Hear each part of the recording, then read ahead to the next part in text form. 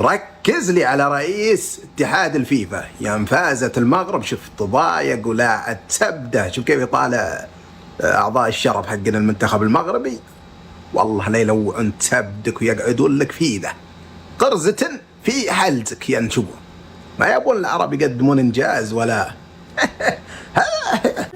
والصراحة حقه الشوالي يجيه إشادة من المغاربة. اليوم واحد من رجال المباراة هو الشوالي، يخلق الله على الشوالي. شوفوا كيفاش يشجع في المغرب، بربي شوفوا اسمع بالروح، شوف يديه، شوف كل شيء، الجسد متاعه شوف. لا امشي حكيمي، زيد يا حكيمي اقرب على اليسار، حكيمي واحدة، حكيمي اثنين، حكيمي ثلاثة، اعطي فاول.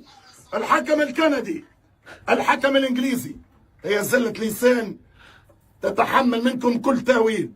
فيها خطة لحكيمي تيحلو ربي وحده. ايوب وعدي، المغرب تتقدم عن طريق حكيمي وناحي جول. فهمتوها لقطة كي قال لهم حكم كندي حكم امريكي غلط، لكن يعني قال لك الحكم مع كندا اليوم بطريقة غير مباشرة. شوالي ملا شوالي يا اخوي. المغاربة يلا لعيبي. ألف مبروك لكل مغربي، ألف مبروك والله العظيم، مستحقه رب الكعبة. 11 رجال في أرضية الملعب وعلى رأسهم بونو وناحي. شكرا والله العظيم شكرا. هذا الانتصار ردا على كل شخص يقول كأس العالم سهل 2022 بعد ما وصلت المغرب نصف النهائي. هذا أنتم خرجتوا بنتائج كبيرة جدا وهذه المغرب الآن واصلة نصف النهائي.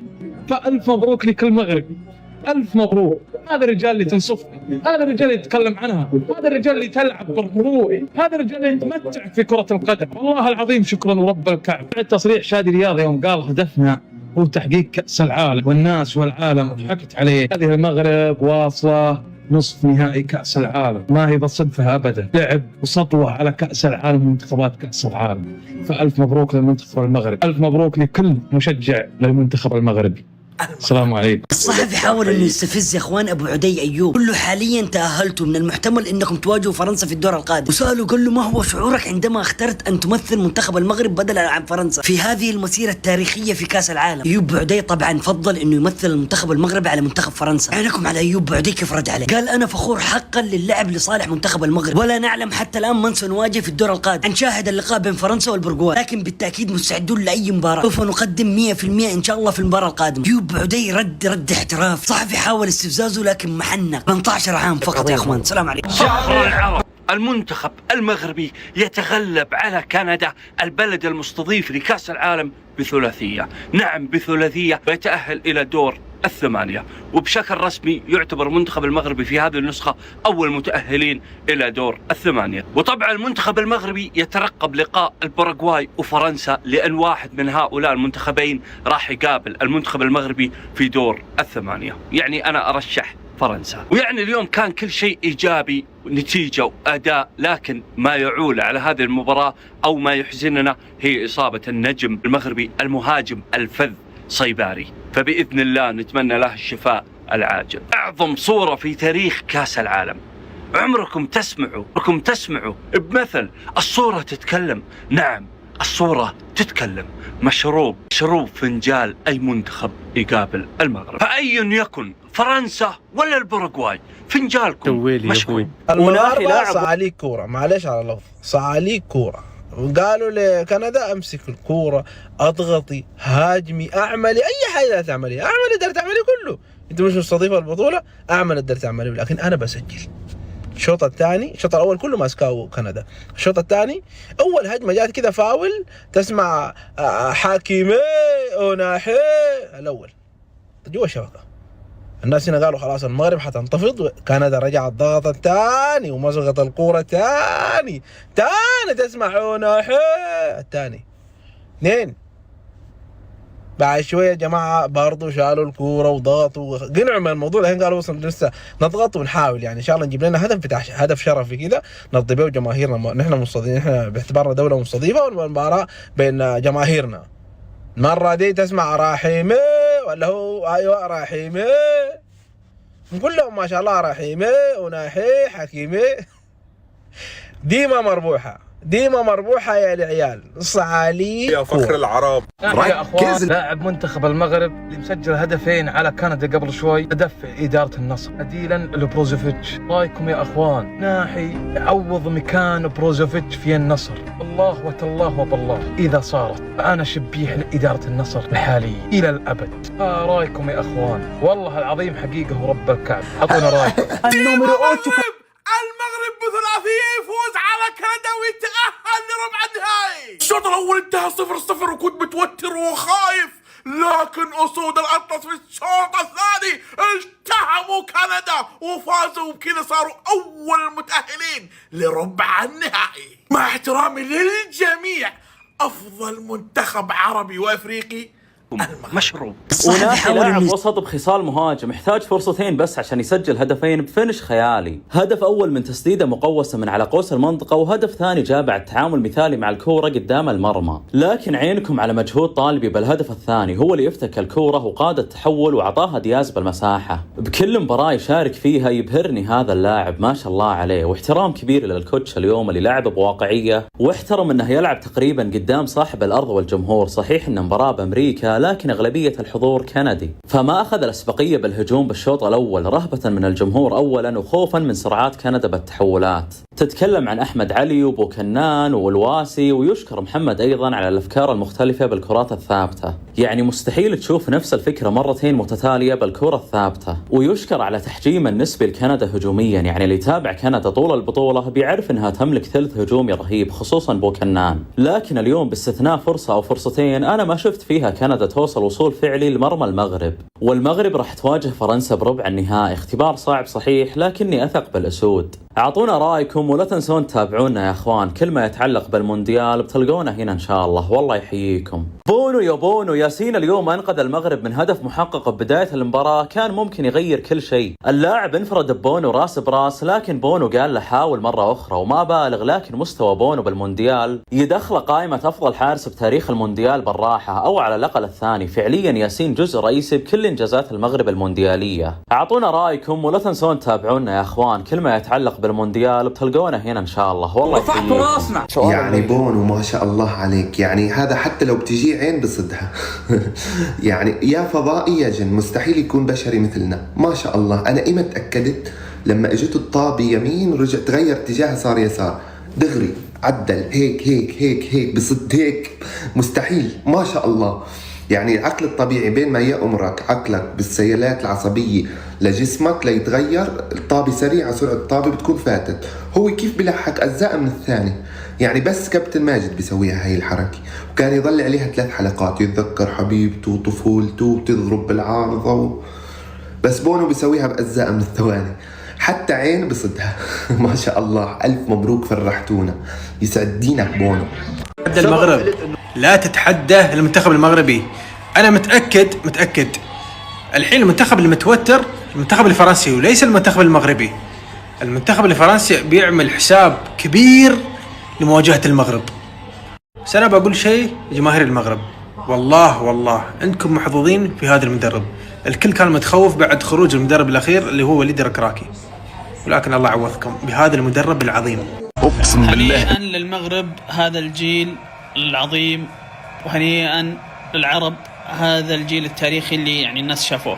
أعظم جيل منتخب عربي، أعظم جيل منتخب مغربي، أعظم جيل أتوقع منتخب أفريقي، إلا أكيد منتخب أفريقي. يعني منتخب الصراحة صحيح الشوط الأول كان ماش من المنتخب المغربي، لكن الشوط الثاني أعطوا المنتخب الكندي الكرة، تفضلوا تبغون تلعبون العبوا كرة، إمكانياتكم ما هو بزي إمكانياتنا، لكن إحنا راح ناكلكم بالمرتدات وراح نسجل أهداف. وفعلا هذا اللي صار. وإبراهيم دياز متى ما كان في يومه وكان يلعب مع المجموعة 2 أسست الحصيلة. أما أنانية منه ما راح يفيد بشيء. فربع نهائي بانتظار الفائز من فرنسا والباراغواي، وغالبا فرنسا، وراح تكون مباراة صعبة أكيد، وفيها انتقام للمنتخب الفرنسي من العام من البطولة الماضية أنه يفوزون المنتخب المغربي عليهم، لكن صعبة جدا. لكن كلنا ثقة بالمنتخب المغربي. المنتخب الكندي هذا أقصى ما يقدر يسوي، حنيا لهم لأدائهم، وهذا حدهم الصراحة. المنتخب الكندي ما قصر. اللاعب الصراحة وناحي شيء عظيم في الوسط، نحلة خفيف ريشة، مسدد ممتاز، ممرر خرافي، يمرر بين الخطوط بثقة عالية جدا، ولا يخاف انه يمرر بين الخطوط، سريع، شيء خرافي، ريشة ما شاء الله، صلاة على النبي تبارك الله. اهم لاعب موجود في المنتخب المغربي في رأيي مع أشرف حكيمي، شيء خرافي، ناحي هذا شيء خرافي، نحلة ما شاء الله تبارك الله ما شاء الله، وقوي جسمانيا رغم ضعفه، يعني يلتحم مع اللعيبة، ياخذ منهم الكورة، ما شاء الله تبارك الله ما شاء الله ما شاء الله. المفروض يروح الليفل عالي في نادي أعلى من جيرونا، لكن ما شاء الله تبارك الله ما شاء الله لوين وصل المنتخب المغربي. اليوم المنتخب المغربي مبين واضح انه منهك بدنيا بسبب مباراة هولندا. فشو عمل المدرب؟ العبوا على اخطائهم. كانت مشكلة المنتخب المغربي تضييع الفرص من بداية المونديال الى مباراة هولندا، كانت مشكلة المغرب تضييع الفرص. ما شاء الله اليوم من 4 فرص يا اخوان 3 أهداف، حتى 3 فرص هن 3 فرص هن 3 أهداف. ألف مبارك للمغرب، استاهلوا إلى ربع النهائي، فاركوا النهائي إن شاء الله. منتخب يحترم، منتخب فعلا هذا المنتخب تفتخر فيه، انك يا اخوان مش منتخب افريقي، يعني هو منتخب عربي منتخب عربي. شكرا لكم، رفعتوا راسنا. سبق وقلت انه المنتخب المغربي مش بس بده يتأهل على حساب كندا، هو ناوي ياخذ كأس العالم ب 2026. هيدا مش كلامي، هيدا كلام منتخب المغربي، هيدا مدرب منتخب المغرب هو ذات نفسه قال نحن هدفنا ب 2026 كأس العالم ان نحن نوصل للنهائي وناخذ الكأس، ونحن مش ناقصنا اي شيء حتى نوصل لهدفنا. خلصها يا دياز، خلصها ابراهيم، الثاني عم نشوف بكل مباراة عن تانية هيدا الشيء فعلا اقرب انه يتحقق. قدام هولندا اقصاه، قدام كندا اقصاه، قدام البرازيل احرج، وكان مفروض انه يفوز عليه ب2 اذا مش 3 كمان. بس بصراحة المنتخب المغربي، تخيل انه انت ان كان مغربي او ان كان مصري، المهم عربي، منتخب عربي ياخذ كأس العالم. نحن ان كان ميسي وان كان كريستيانو منبسط والفرحة ما بتوسعنا، كيف اذا منتخب عربي منك وفيك؟ يا اخي وقتها حتكون القلب رح يطلع من مكانه، اذا هلا نحن بس عم نفكر وقلب طالع من مكانه، كيف لما يتحقق؟ خلاص مبروك الوصول، مبروك وناحي. شنو هذا يا المغاربة؟ شنو هاي يا المغرب؟ هنالك لاعبين كرة قدم وهنالك رجال، المغاربة رجال ورب الكعبة رجال، يا الله. شنو هذا الأداء؟ شنو هاي النتيجة التاريخية؟ 3 على كندا صاحب الأرض والجمهور والمنتخب المتطور، يا الله. شنو هذا التكتيك بالشوط الأول؟ فقط دفاع وامتصوا حرارة الكنديين، بعدين بالشوط الثاني اضرب، يا الله، ثلاثية. مبروك للمغاربة، مبروك للعرب بهذا المنتخب اللي يرفع الراس، يا الله، إلى ربع النهائي. المغرب إلى ربع النهائي. نعم، مونديال قطر مو صدفة، المنتخب المغربي واحد من المرشحين لكأس العالم. اقسم بالله انتوا فخر، انتوا عز، انتوا فخر العرب وليس فخر فقط، انتوا فخر العرب، انتوا يلي بترفعوا الراس، انتوا يلي مؤهلين لبطولة كأس العالم. قسما بالله انتوا مؤهلين لهالبطولة التاريخية. 3-0 بالدور الإقصاء قدام المنتخب يلي فاز 6-0 على قطر، منتخب عريق. السلام عليكم. عودنا منتخب المغرب كل مباراة لها نجم. اليوم أناحي كان سوبر ستار، محمد وهبي لعب المباراة بطريقة خرافية. منتخب كندا تتوقعون راح نلعب مثل هولندا نستحوذ على الكرة ونهاجم؟ لا، احنا راح نرجع ندافع ونلعب على الهجمات المرتدة فقط. هذا اللي سواه محمد وهبي طوال 98 دقيقة. منتخب خرافي، مستر اسيست ابراهيم دياز. مباراة للتاريخ مع ربونو بطل بالنقص العددي. شادي رياض مصاب، الصباري انصاب في الشوط الأول، مزراوي يلعب مصاب، والخشونة والضرب والحكم يعني غريبة، مباراة غريبة جدا وخشنة جدا. مع هذا أبطال سفيان رحيمي دخل حسسنا أن الصباري مو موجود. عرفنا أننا نسيطروا وأننا نلعبوا اللعب اللي كنعرفوا نلعبوه، واستغلينا شوية ديال التراجع البدني ديال المنتخب الكندي. البيت الأول من تماركا بان هو كيضحك، هذا يعني بأنه داكشي تخدم في لي زونطرينمون، لي كومبينيزون كيتخدموا، وكاين واحد العمل كبير اللي كيقوم به الطاقم التقني. هنيئا للمنتخب الوطني المغربي. حنا من 8 الكبار الان وصلنا الربع النهائي في العالم باش نكونوا بذلك اول منتخب افريقي في التاريخ يصل الى الربع النهائي في نسختين متتاليتين من كاس العالم، وان شاء الله الطريق مفتوح. ماشي شي مفتوح، كاينه فرنسا، ولكن الماتش اللي غتلعب ضد باراغواي راه صعيب بزاف. نفكركم بانه في سنه 1998 المنتخب الفرنسي وصل البينانتيات مع باراغواي في ثمن النهائي وكان غادي يتقصى. هذيك الدوره اللي فرنسا ربحت بها اول كاس عالميه لها. المهم حنا دائما ما كان عندنا مشكل مع البلدان المنظمه. طرات لنا في مصر، طرات لنا في نيجيريا اللي لعبنا معاهم في المجموعه، طرات لنا في غانا اللي لعبنا معاهم في المجموعه، طرات لنا بشحال من مره خسرنا النهائي ضد تونس. وي ثانك يو فيري ماتش. ديما مغرب والله. الناس غاديين هنا كل واحد كيقول لك يو هاف ا جريت تيم، تنس فون ايكيبو مارافيوسو. المهم الناس راه فرحانين بينا، واليوم شفنا بزاف ديال الاشخاص اللي لابسين التونيات ديال المنتخب الوطني المغربي. المهم المسيره مازالت مستمره، ان شاء الله في ربع النهائي نكونوا على قدر المسؤوليه، نقدروا اننا نسيطروا. كانت ضربه كبيره. موراكو ووهو ديما مغرب. الناس فرحانين هاتوا اسبانيا معي هنا. ديما مغرب.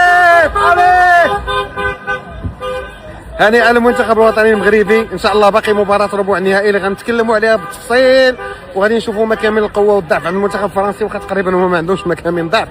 داميتو بانديرا ونكي داميتو بانديرا ونكي ديما مغرب. يلا تهلاو، جود باي كندا. التاريخ كيكتبوه الأسود، والمستحيل ما كيهدرش بالمغربية. الحكاية ما سالتش هنا، والرحلة مكملة باش نهرسوا كاع الأرقام. ودابا قادوركم أنتما كتبوا لينا في التعليقات فين فرجتوا في هذا الماتش التاريخي، وشحال من مرة دمعت عينيكم بالتبوريشة. ضغطوا متابعة باش نكملوا هذه الرحلة الأسطورية مجموعين. ديما مغرب، وإلى ربع النهائي.